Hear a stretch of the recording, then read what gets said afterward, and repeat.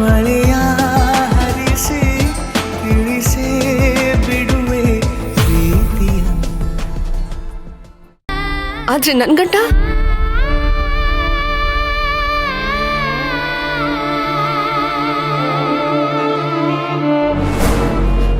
ಸ್ವಾರ್ಥಿ ಕಣೆ ನೀನು.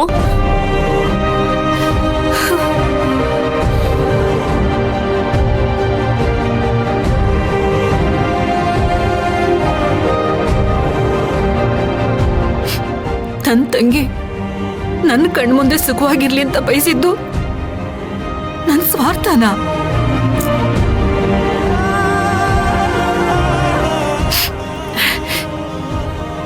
ಆಯ್ತು, ನನ್ನ ಸ್ವಾರ್ಥ ಅಂತಾನೆ ಅನ್ಕೊಳ್ಳೋಣ.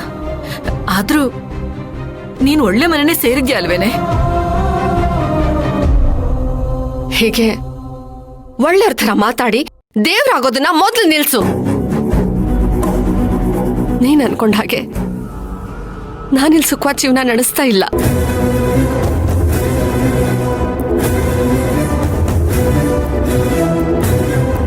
ಇವತ್ತು ನಾನು ನನ್ನ ಕನಸುಗಳಿಗೆ ಕೊಳ್ಳಿ ಇಟ್ಟು ಕಣ್ಣು ತುಂಬಿಕೊಳ್ತಾ ಇದ್ದೀನಿ.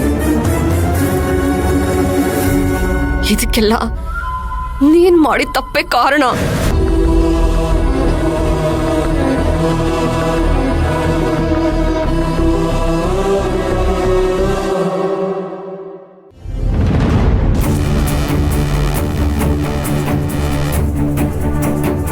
ಯಾಕ್ರಿ ಇನ್ನೊಂದು ಮಾತಾಡಿದ್ರೆ ಸರಿ ಇರಲ್ಲ.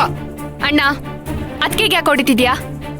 ವಿಷಯ ಗೊತ್ತಾದ್ರೆ ನಾನು ಒಬ್ನೇ ಹೊಡೆಯೋದಲ್ಲ, ಇಡೀ ಊರವರೇ ಬಂದು ಹೊಡಿತಾರೆ ಇವಳಿಗೆ.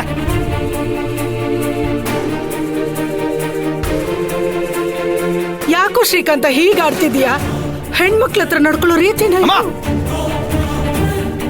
ಇನ್ನೊಂದು ಮಾತು, ಇವಳು ಪರ ವಹಿಸ್ಕೊಂಡು ಯಾರು ಮಾತಾಡಕ್ ಬಂದ್ರೆ ಸರಿ ಇರಲ್ಲ. ಈಗಲೇ ಹೇಳ್ತಾ ಇದ್ದೀನಿ.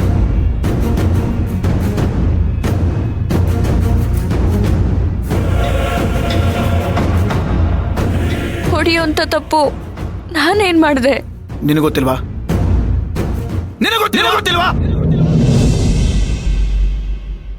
ಏನ್ ಮಾಡ್ದೆ ಅಂತ ಹೇಳಿದ್ರೆ ತಾನೇ ಗೊತ್ತಾಗೋದು.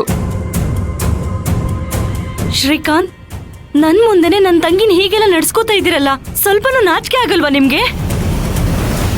ನಮ್ಮಮ್ಮನ ಊರವ್ರ ಮುಂದೆ ತಲೆ ತಗ್ಸೋ ಹಾಗೆ ಮಾಡ್ತಾಳಲ್ಲ, ಇವಳಿಗೆ ನಾಚಿಕೆ ಆಗಲ್ವಾ?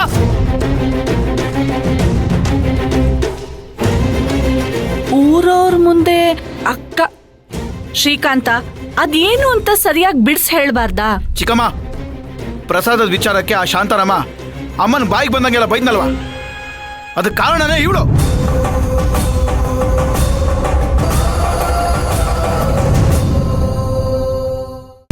ನೀವು ನನ್ನ ಇನ್ನೊಂದು ಹುಸ್ಸು ಬಿಟ್ರೆ ನಾನೇನ್ ಮಾಡ್ತೀನೋ ನನಗೆ ಗೊತ್ತಿಲ್ಲ.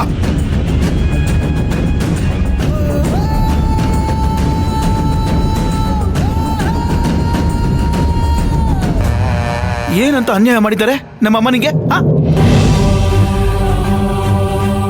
ನೀನು ಈ ಮನೆಗೆ ಸೊಸೆಯಾಗಿ ಬಂದಾಗಿಂದ ಒಂದೇ ಒಂದು ದಿನನಾದ್ರೂ ಸೊಸೆಯಾಗಿ ನಡ್ಕೊಂಡಿದ್ಯಾ ನೀನು? ಕೊನೆ ಪಕ್ಷ ಒಂದು ಸಣ್ಣ ಜವಾಬ್ದಾರಿ ತಗೊಂಡಿದ್ಯಾ? ಪ್ರಸಾದ ಮಾಡಬೇಕಾದ್ರೆ ಚಿಕ್ಕಮ್ಮ ಕೈ ಸುಟ್ಕೊಂಡ್ರು, ನಿನಗೇನಾಗಿತ್ತು? ಓ, ಕೈ ಉಳ್ಕಿತ್ತು ಅಲ್ವಾ? ನಾಟಕ, ಬರ್ರಿ ನಾಟಕ ಅಲ್ವೇ? ಸಮಯಕ್ಕೆ ಅಮ್ಮ ಪ್ರಸಾದ ಮಾಡಿದ್ರಲ್ಲ, ಅದನ್ನೆಲ್ಲ ಊರವ್ರಿಗೆಲ್ಲ ಡಂಗೂರ ಸಾರಿಸ್ಕೊಂಡ್ ಬಂದಿದ್ಯಲ್ಲ ನೀನು. ಶ್ರೀಕಾಂತ, ಮುಗಿದೋಗಿರೋ ಕತೆನ ಮತ್ತೆ ಯಾಕೆ ಮಾತಾಡ್ತಿದ್ಯಾ? ತಪ್ಪು ಮಾಡಿರೋರ್ಗೆ ಶಿಕ್ಷೆ ಆಗೋದಕ್ಕೆ.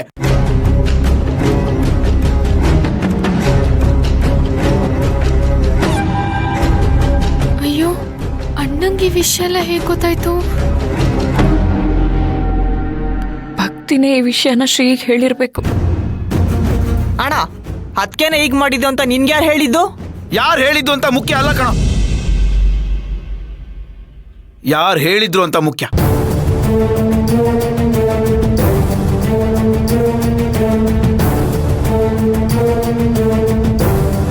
ಇಲ್ಲ, ನಾನು ಆ ಥರ ಎಲ್ಲ ಹೇಳಿಲ್ಲ. ನಾನು ಯಾವ ತಪ್ಪು ಮಾಡಿಲ್ಲ. ಸರಿ, ಹಾಗಿದ್ರೆ ನೀನ್ ಪ್ರಸಾದ ಮಾಡಿದ್ದು ನಮ್ಮ ಅತ್ತೆ ಅಂತ ಹೇಳಿದ್ಯಲ್ಲ, ಅವನ್ ನಿನ್ನ ಎದುರು ಕಡೆ ತಂದು ನಿಲ್ಸಿದ್ರೆ ಅವನ್ ಮುಂದೆ ಇದೇ ತರ ಹೇಳ್ತ್ಯಾ? ಅಲ್ಲ ಅಂತ ಧೈರ್ಯ ಇದ್ಯಾ?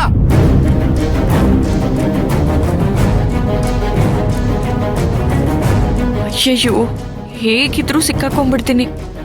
ಏನ್ ಮಾಡೋದು? ಇದೆಲ್ಲ ನೀನೇ ಮಾಡಿದ್ದು ಅಂತ ತುಂಬಾ ಚೆನ್ನಾಗ್ ಗೊತ್ತು. ಸುಮ್ಮನೆ ಅದನ್ನ ಒಪ್ಕೋ. ನನಗೀಗ ಇರೋದು ಒಂದೇ ದಾರಿ. ಅತ್ತೆ, ನಾನ್ ಬೇಕು ಅಂತ ಮಾಡ್ಲಿಲ್ಲ ಅತ್ತೆ, ಬಾಯ್ ತಪ್ಪಿ ಹೇಳ್ಬಿಟ್ಟೆ. ಅಯ್ಯೋ ಹೇಳಮ್ಮ, ನೀನು ಅಳಬೇಡ, ಕಣ್ಣೋರ್ಸ್ಕೊ. ಅದು ಸೀತಕ್ಕ ಬಂದು ನಿಮ್ ಚಿಕ್ಕತ್ತೆ ಕೈ ಸುಟ್ಟೋಗಿದೆ, ಅಲ್ಲಿ ನೋಡಿದ್ರೆ ಪ್ರಸಾದ ರೆಡಿ ಆಗಿದೆ, ಪ್ರಸಾದ ಯಾರ್ ಮಾಡಿದ್ದು ಅಂತ ಕೇಳಿದ್ರು. ಆಗ ಬಾಯ್ ತಪ್ಪಿ ಇರೋ ವಿಷಯನ ಹೇಳ್ಬಿಟ್ಟೆ ಅತ್ತೆ.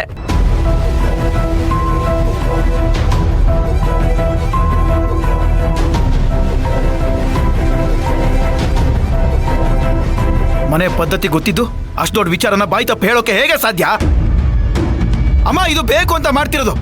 ಛೇ, ಬೇಕು ಅಂತ ಯಾರು ಹೀಗ್ ಮಾಡಲ್ಲ ಕಣೋ. ಅಮ್ಮ, ನೀವ್ ಅನ್ಕೊಂಡಂಗಲ್ಲ ಇವಳು. ಇನ್ನು ಇದ್ರ ಬಗ್ಗೆ ಮಾತು ಮುಂದುವರ್ಸೋದ್ ಬೇಡ.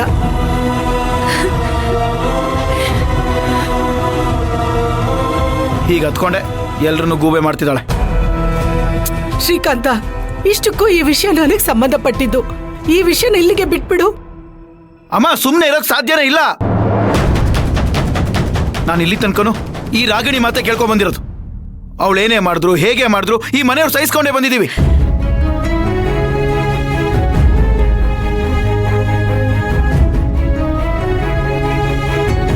ಯಾಕೆ ಅಂತಂದ್ರೆ ಅವಳು ನೆಟ್ಕೊಳ್ಳೋದು ಹೊರಟಾದ್ರೂ ಉದ್ದೇಶ ಒಳ್ಳೇದೇ ಆಗಿರುತ್ತೆ ಅಂತ. ಆದ್ರೆ ಇಷ್ಟೊಂದು ವಿಷಯನ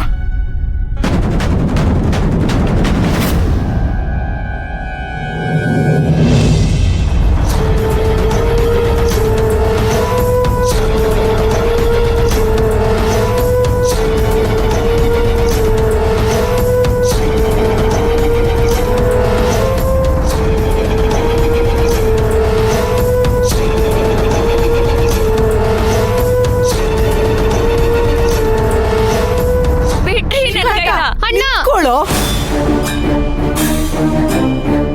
ಶ್ರೀಕಾಂತ, ಸ್ವಲ್ಪ ಸಮಾಧಾನ ಮಾಡ್ಕೊಳ್ಳೋ. ಮನೆ ಸೊಸೆನ ಮಗಳ ತರ ಅಂತಾರೆ.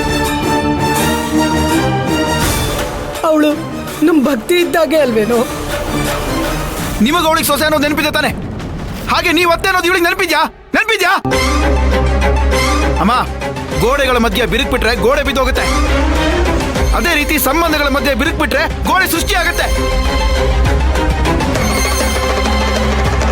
ಶ್ರೀಕಾಂತ, ಈ ವಿಷಯ ನಿಮ್ ಚಿಕ್ಕಪ್ಪಂಗೇನಾದ್ರೂ ಗೊತ್ತಾದ್ರೆ ದೊಡ್ಡ ಸಮಸ್ಯೆ ಆಗುತ್ತೆ ಕಣೋ.